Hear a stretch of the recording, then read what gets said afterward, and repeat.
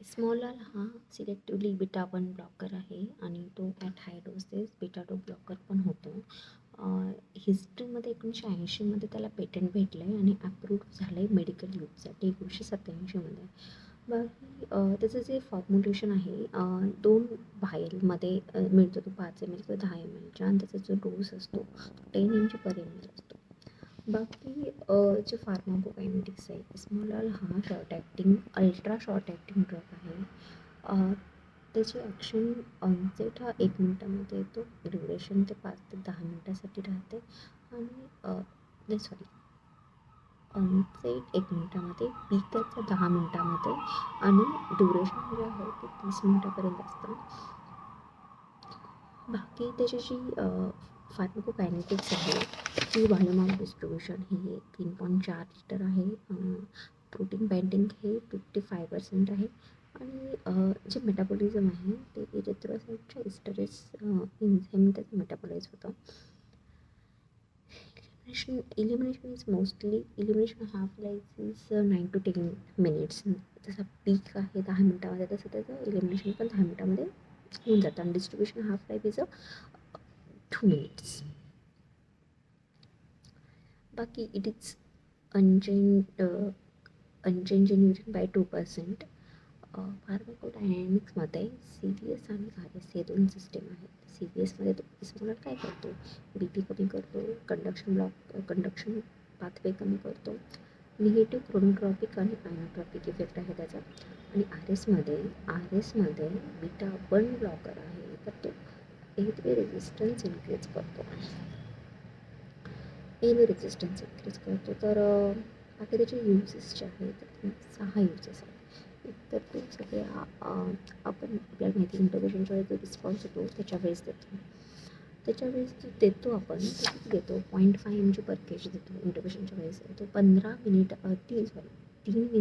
Prior to the intervention और लॅरिंगोस्कोपी देतो. तो BP आणि हार्ट रेट दोन्ही पण कंट्रोल करतो. बाकीचे जे आहेत लिग्नोकेन आणि लिग्नोकेन मॅक्सरवर ते फक्त BP कमी करतात. हे हार्ट रेट आणि BP दोन्ही पण कमी करतो.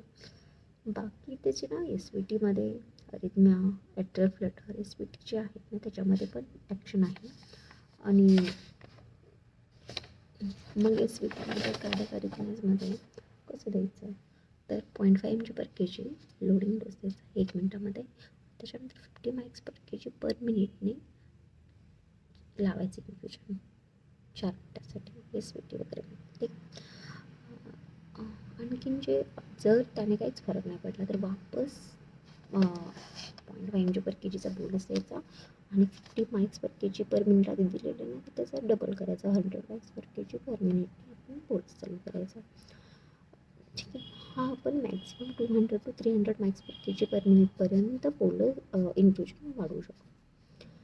जर अजून त्याचे युजेस आहे आपण बघितलं की रिस्पॉन्स रिलीव्ह करण्यासाठी. परत काय बघितलं आपण की तो SVTसाठी यूज करतो ॲट्रियल फ्लटर, ॲट्रियल फिब्रिलेशन आणि SVTच. परत आपण बघितलं की पेरी ऑपरेटिव्हली जे पण टॅकी विथ हायपरटेन्शन असतं त्याच्यामध्ये पण स्मॉलर देतो.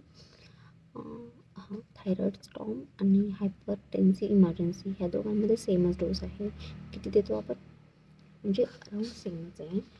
80 to 500 mics per kg over 1 minute. Then 50 to 300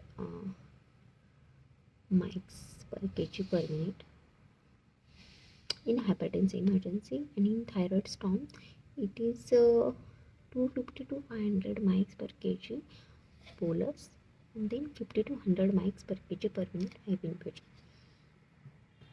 याच्या व्यतिरिक्त त्याचा ECTमध्ये पण आपण देतो 0.5 to 1 mg per kg 1 minute अगोदर इंडक्शनच्या. ओके. बाकी स्मॉलरचे साईड इफेक्ट काय आहेत तर बीटा 1 ब्लॉकर आहे. ठीक आहे. तर तो अस्थमामध्ये नाही देणार आपण. ठीक आहे.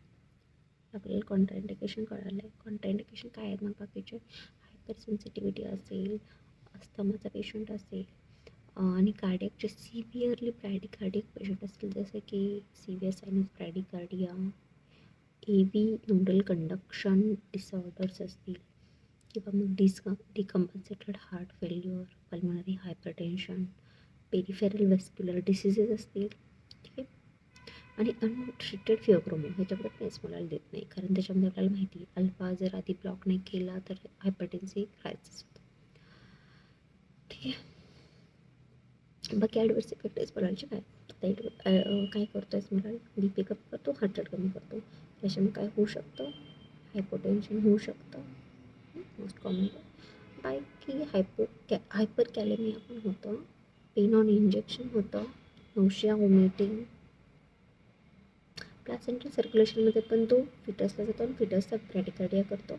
आणि जर ह्याची टॉक्झिसिटी झाली एस्मोरॉलची, जे की रेअरली होते, पण जर झाली तर sinus bradycardia, severe hypotension, A B block, loss of consciousness, bronchospasm आणि कार्डियक अरेस्ट.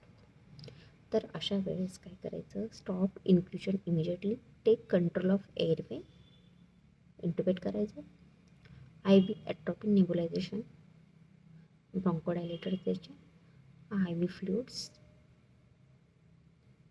आणि vasopressor, inotropes, I V calcium gluconate, ठीक आहे. पेसमेकर पण लावायची गरज पडू शकते.